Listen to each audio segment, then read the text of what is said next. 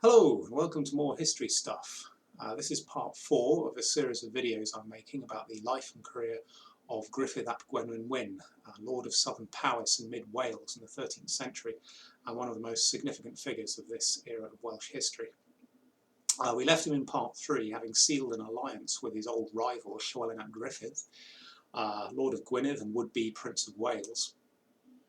And this alliance was destined to last for over a decade, quite a few years, which is quite impressive considering the level of distrust between these two men and the history of conflict and hatred between their two dynasties. And for a while it works very well. They first seal the alliance in the year 1263, and Gruffudd continues to play quite a prominent role in Llywelyn's government and political events in Wales. So, for instance, and once again I'm reading from my notes, of course,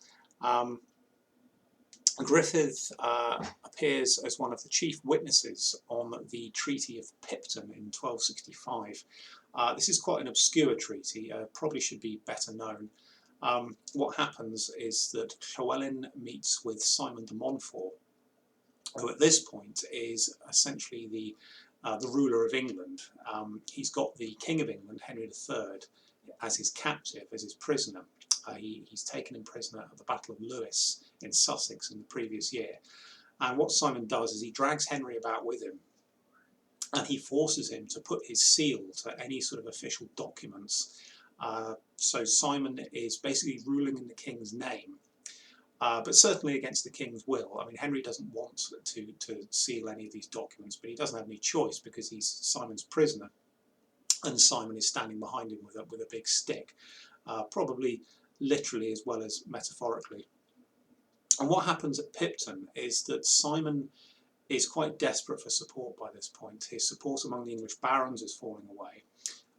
Henry's son, the Lord Edward, has escaped from custody and is raising an army in the Welsh March to fight Simon. And he needs to get allies from somewhere. So he meets Llywelyn and signs this extraordinary agreement whereby Simon forces Henry to basically sign away all of the rights, all of the military and political gains that the English have made in Wales over the past 30 years. Everything that Henry has achieved in Wales is just blown away in one meeting. And Simon does this. He forces Henry to sign this agreement because he needs soldiers, and he wants Llywelyn to give him some Welsh troops to reinforce his army for when he has to fight Edward. And Gruffudd is very much part of this agreement. He's in Llywelyn's company, and he puts his own name to the document. So he's very heavily involved in these very important high-level treaties and discussions, and is clearly being treated as a very important man by Llywelyn, which is very wise because Gruffudd is a very proud and powerful man in his own right, and Llywelyn obviously realises that he's got to, in order to keep this man on side, he's got to treat him with respect and give him a share of power and influence. And this continues. 2 years later, when the Treaty of Montgomery is sealed, Gruffudd is again heavily involved in that. The Treaty of Montgomery is generally regarded as Llywelyn ap Gruffudd's greatest political achievement. It is the only time in which a native Prince of Wales has managed to get a King of England to recognise his title. Henry is obliged to recognise Llywelyn as ruler of the Principality of Wales, Prince of Wales, but although in exchange Llywelyn has to pay for his title, he has to agree to pay quite a lot of money in instalments, in yearly instalments, in exchange for this recognition. And this causes lots of problems later on, but it's still a very impressive achievement. This is the culmination of everything Llywelyn has been fighting and working towards for the past 20 years. And Gruffudd's involvement is quite interesting because one of the clauses in the Treaty of Montgomery deals with Llywelyn's brother, Dafydd, this very controversial and troublesome individual.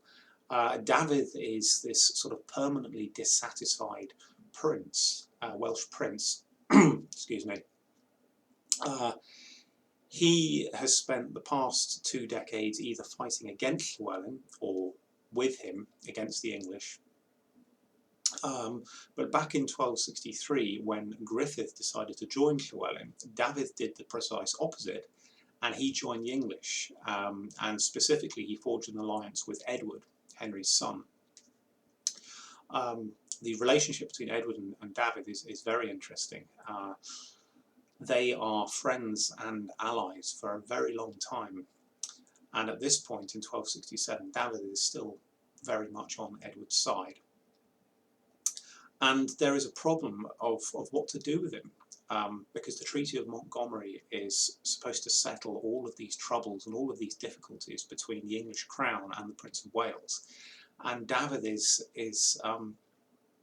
he's like a spare thumb. What do you do with this guy? Because he's got to be provided for, but nobody really knows whose side is he really on.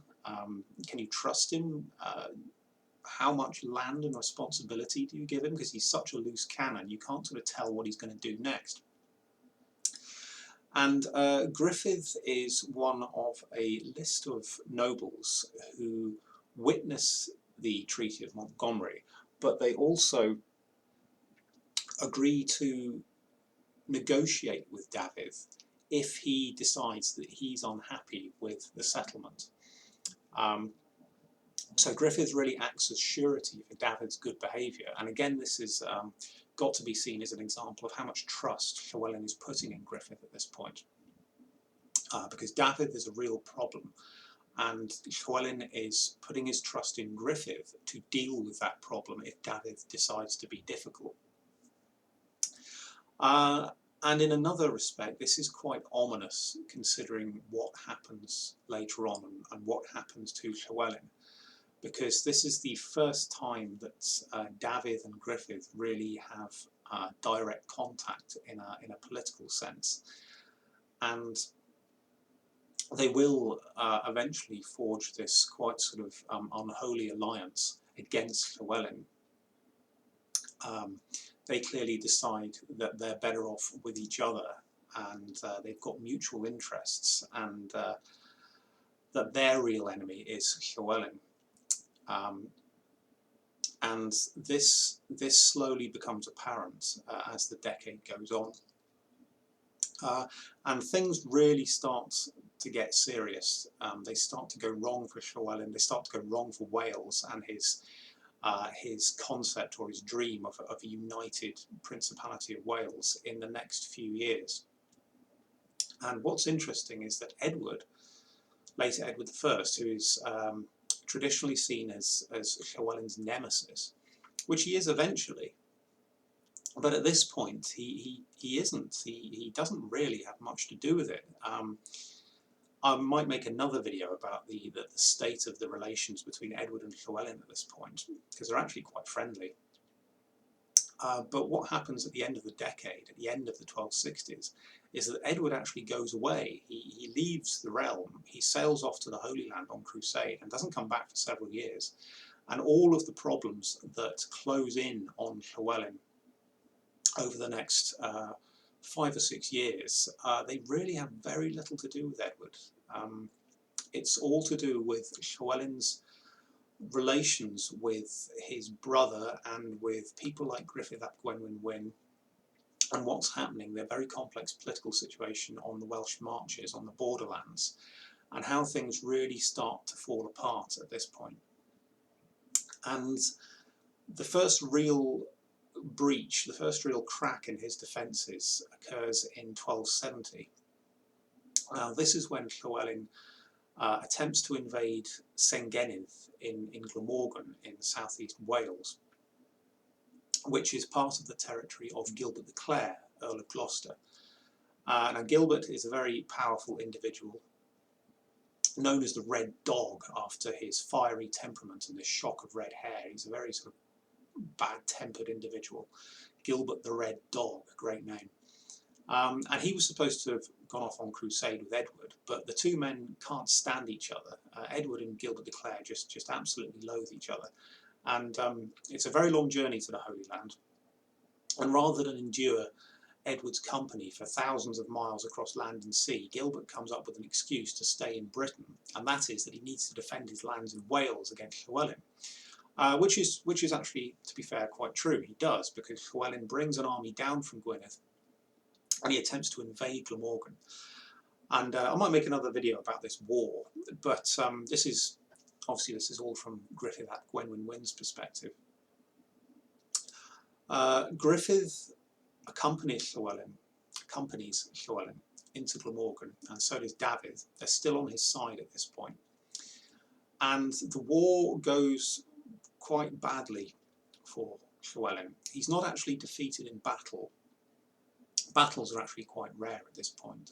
Nobody really wants to fight a battle, but he is outmaneuvered by Gilbert de Clare, and he's eventually, after many months of this very difficult and inconclusive campaign, he's eventually forced to sign an agreement whereby he has to take his army out of Glamorgan and march all the way back to Gwynedd, and Gilbert de Clare is left in possession of his lands, and he's also able to build this enormous new castle, which still stands. It's one of the most impressive castles in the British Isles, Caerphilly.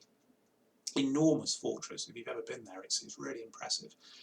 And Llywelyn attempted to destroy the castle. He's failed.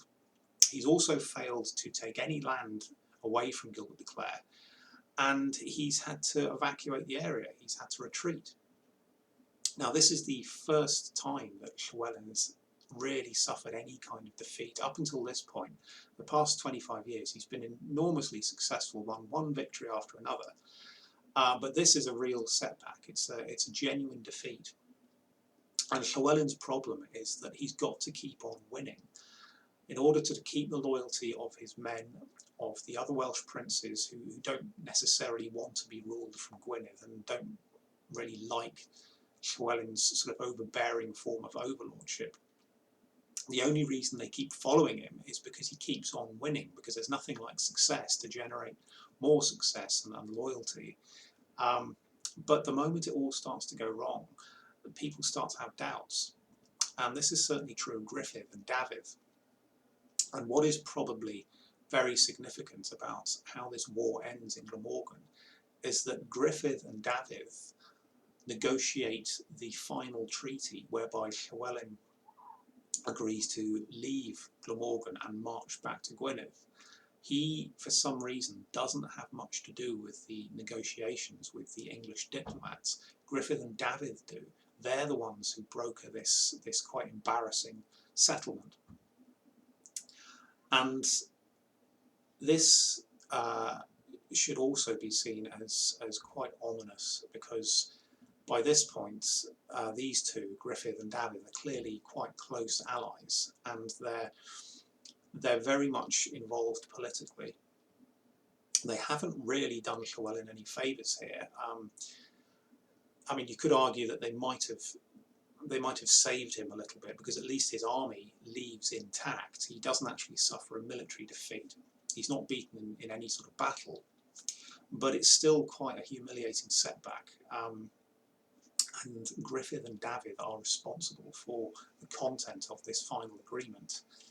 And it's easy to judge in hindsight, of course, and to say what people should do, but Llywelyn probably should have started having suspicions at this point, because Dafydd has been very disloyal in the past. He's got no reason to trust Dafydd, even though they're brothers. And Gruffudd, of course, although he's been quite loyal in the past few years, he's been a good boy, he's done everything Llywelyn's asked of him, there should have been always this suspicion hanging over him, because there is, of course, this ancient hatred and feud between the rival dynasties of Gwynedd and Powys.